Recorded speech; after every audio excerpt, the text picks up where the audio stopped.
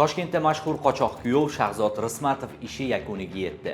Mirzo Ulug'bek tumani sudida u juda ko'p miqdorda firibgarlik, Jinoyat kodeksining 168-moddasi 4-qismi A bandi bo'yicha aybli deb topildi va unga sud 9 yillik hukm e'lon qildi. Sud ma'lumotiga ko'ra, Rismatov 3 nafar jabrlanuvchiga jami 4 milliard 879 million so'm zarar yetkazgan. Nizoli uy masalasi esa alohida fuqarolik sudida ko'riladi. Rismatov jazoni umumiy tartibli koloniyada o'taydi. Hukmga nisbatan apellyatsiya berish imkoniyati bor.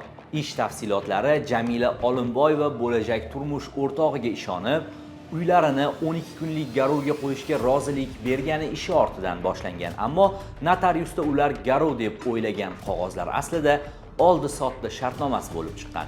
Jamilaning aytishicha, ular hech qanday pul olmagan. Rismatov esa hujjatlar imzolangach g'oyib bo'lgan. Sudda Sanjar Karimov, ya'ni Real Sanjik bu voqeaga aloqasi yo'qligini bildirgan. U uy egalaridan mulkni 240 ming dollarga qonuniy xarid qilganini aytgan.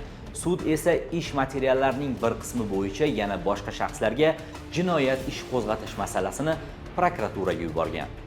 Bu voqea hali ham katta rezonans bo'yicha davom etishi kutilyapti. Anxoruz esa jarayonni kuzatib boradi. Ijtimoiy tarmoqlardagi sahifalarimizga obuna bo'lishni unutmang.